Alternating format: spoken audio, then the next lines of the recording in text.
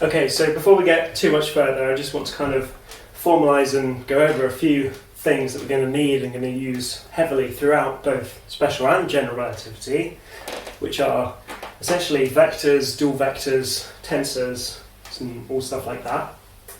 So I've actually covered a lot of this content in much more detail in other videos on this channel, so I'm just going to kind of keep this video fairly brief and concise as just a kind of rough crash course or a bit of a refresher on tensors. Okay, so I'm going to start just by going over vectors and one-forms. Hopefully you're fairly familiar, at least, or just at any level, with the concept of a vector. You might not be familiar with the concept of a one-form, but it's going to turn out you're going to have actually used one-forms a lot without really realizing it. But I just want to kind of formalize exactly what we mean when we talk about vectors and one-forms. And in particular, when we are going to go on to study differential geometry, we're going to need these tools quite heavily. So the way that mathematicians essentially define or understand vectors is that, well, first of all, they live in some kind of vector space, which I'm going to call V. This is just a set. It has as its elements objects which are going to be realized as vectors, but for now it's just a set. By itself is just a fairly simple structure, and then we define on that set some extra structure. We define what's known as vector addition and scalar multiplication.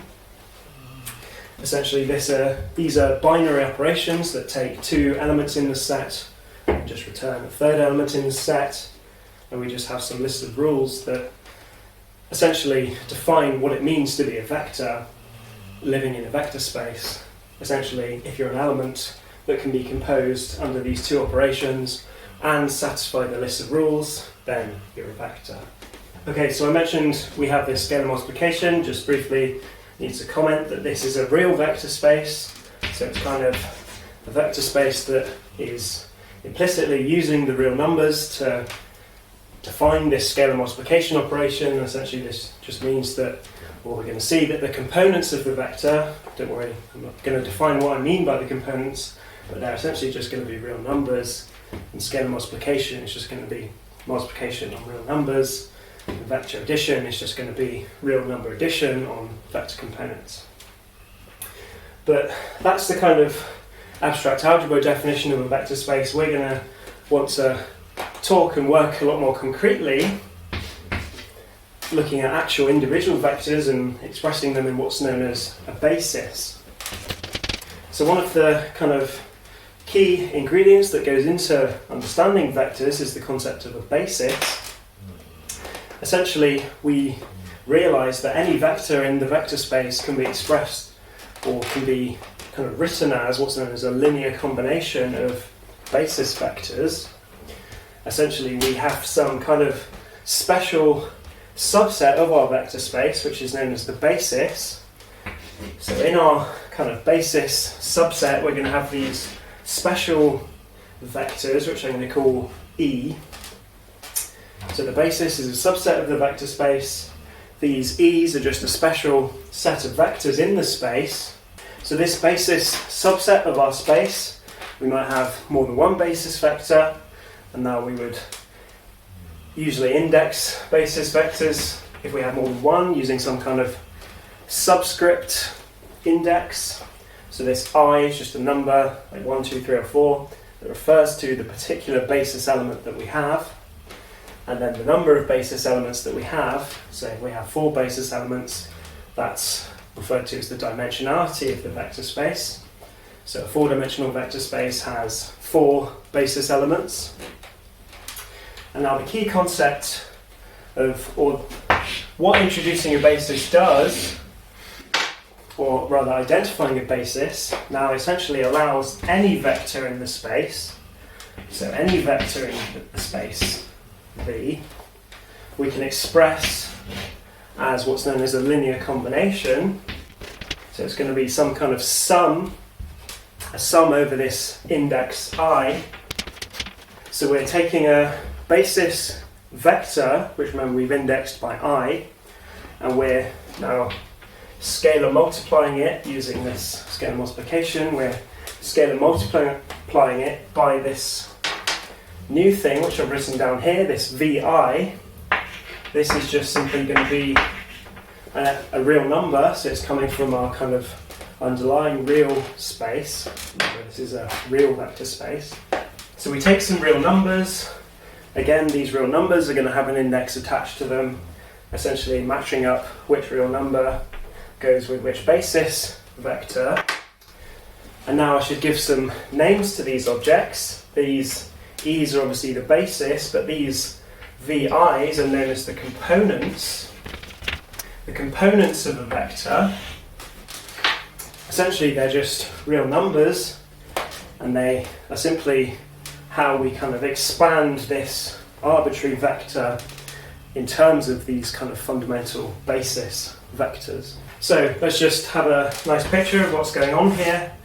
Essentially we can just think simply of vectors in some kind of three-dimensional space. So we're going to consider a three-dimensional vector space. We're going to have three basis elements.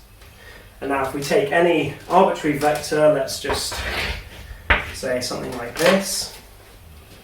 How would we talk about this arbitrary vector that I've drawn in this space? Well, first of all, let's just realize or just give this space some coordinates. I'm going to call them x1, 2, and 3. These are just the coordinates of our space. And now what we're going to see is that we're essentially going to have, for this vector space, it's a three-dimensional vector space, we're going to have three basis vectors. And now a point that we should realize is that the possible choice of basis vector is essentially completely arbitrary. We could, in principle, just define any basis that we like, and just as long as we can show that it is a basis and that any vector in space can be expressed as a linear combination, we can essentially choose whatever basis we want. But I'll just draw one particular choice for you now. So I've been drawing my basis in purple. One potential basis we could use is the following set of vectors that simply kind of point along each of the coordinate axes, and if we were giving these lengths, these would just have a length of 1. So these three vectors we're probably quite familiar with. We usually would call them something like I, j, and k, the Cartesian basis vectors. But for now, let's just stay kind of general and sticking with our index convention. Let's label them with our coordinates, as this one being E1, E2, and E3. And now we could, sometimes you might see people using really explicit notation, giving a kind of arrow on the part that is a vector, but it doesn't really matter. Let's just forget about that and just remember that our basis vectors are E, and that these VI's, our components, are just real numbers. So now obviously this vector is going to have some decomposition into a linear combination of vectors pointing along each coordinate direction. So this is the concept of a basis, and now in introducing a basis, the key point we need to realize is that this basis is, first of all, arbitrary, and second of all, it's kind of tied to the coordinate system that we're using. We've labelled these basis vectors based on the coordinate that they're kind of pointing in the direction of. As we're going to see, choosing a coordinate system, there is kind of always a natural basis that kind of comes with that coordinate system. Just intuitively, we can see here, we drew these basis arrows as kind of pointing along our coordinate axes. This turns out to be one of the coordinate, well this turns out to be the coordinate basis for Cartesian coordinates. It's just arrows pointing along the Cartesian axes. We could have also, for example, considered something like spherical coordinates now. where you define some kind of R angle, a theta angle with the z-axis, and then you take the projection of the vector into the plane, and then you have some phi angle between essentially actually phi should be going from there to there, between the x1 and x2 axes. So this is another possible choice of coordinates for our R3 space. But now what we should realise is that this vector hasn't changed. I haven't changed anything to do with the yellow vector arrow. I've just essentially drawn a different set of coordinates on our R3 picture. And this is the key point that we need to realise about vectors. This kind of side of the equation here is kind of free and independent of anything to do with coordinates or bases. That doesn't change. All that simply changes is that we change these basis elements, and then these components are obviously going to have to change to compensate in order to keep the vector the same. So let's just think about this briefly on this picture. So for simplicity, why don't I just say that in this x2 and x3 components, this vector has components 1, 1. So now you would sometimes maybe have a notation that looks something like this to express the vector. Now we should realise that what this column essentially is it's just this list of components here. This would be the v1 component, the v2 component, etc. And now what we should realise is that this list of numbers is just representing the components. We have to also remember that these are attached to a basis vector. And so this list of numbers doesn't really mean much apart from the fact that it's the set of components in that particular basis. So if you just give me a vector as a list of numbers 1, 1, I have no way of knowing what you're talking about unless you also tell me what the basis that this list of numbers corresponds to represents. So now let's have a look at this picture again. We've said that this yellow vector has components 1, 1 in this x3, x2 plane. But now let's consider another possible coordinate basis. I drew my spherical polar coordinates, and now what do the basis vectors look like in spherical polar coordinates? Well, we need to remember that I kind of said that the basis vectors are going to point along our coordinate axes, or rather I should have said they're going to point along directions of increasing coordinate value. So our spherical coordinate basis vectors are going to look something like this. If I draw them starting from this point up here, we're going to have a vector that points in the direction of increasing r. So this might be the e, and now I'm going to give the subscript the name r, just to kind of, sometimes people will replace numbers with letters to kind of refer to particular coordinate systems. Hopefully that's clear. So this ER basis vector points in the direction of increasing r, the radial coordinate. And now we're going to have another basis vector that points in the direction of increasing theta coordinate. So in the convention that I've used in this drawing, theta kind of increases as we move downwards like that. So our E theta vector is going to be pointing somewhere like that. So we can already see, if we're trying to express now this vector using a linear combination of these two arrows, as opposed to these two arrows, it's going to have some completely different set of numbers associated to it with each of these components. What we've essentially now seen is that different coordinate systems are going to introduce different bases vectors, and so the vector itself isn't going to change, it's just its kind of representation in coordinates as a set of components that's going to change. And now we're going to have a really kind of nice and easy way to calculate this, because all that's going to change is the basis vectors And then we're going to have simple transformation laws that we can use to work out how the components are going to also transform. So I just want to make now a bit of a more general statement of how we express a vector in a coordinate system. I mentioned that we use these coordinate bases that kind of give us these vectors that point in the direction of increasing coordinate value. Well, there's actually a really neat way to express this kind of vector using a derivative. So the way to kind of intuitively think about this is to say, let's look at this E2 basis vector, for example. Let's imagine we're kind of travelling along a line that travels along the x2 axis in increasing x2 coordinate value. As we travel along this line, we're going to have some kind of tangent velocity, which is simply just going to produce a vector pointing along this x2 axis. And essentially in differential geometry, this is how we construct these coordinate basis vectors. We say that the coordinate basis, I'm going to give it the name Ex, where I'm just going to use x to kind of refer to any coordinate. We say that the coordinate basis is given by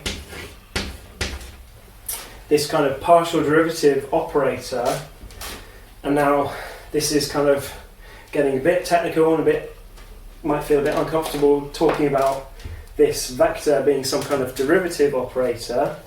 Well, what we now essentially need to realise is that what this derivative operator is going to do, well, it's going to act on some kind of function or some kind of curve at any point in our space, and it's essentially just going to produce the kind of tangential velocities of that function.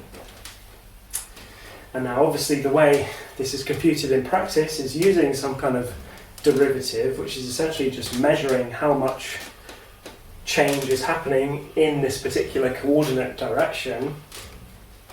And so we can realise that we can then kind of express, at least mathematically, vectors as some kind of infinitesimal combination of these partial derivative operators. And just to get really technical now, it's the fact that these derivative operators do have a linear structure.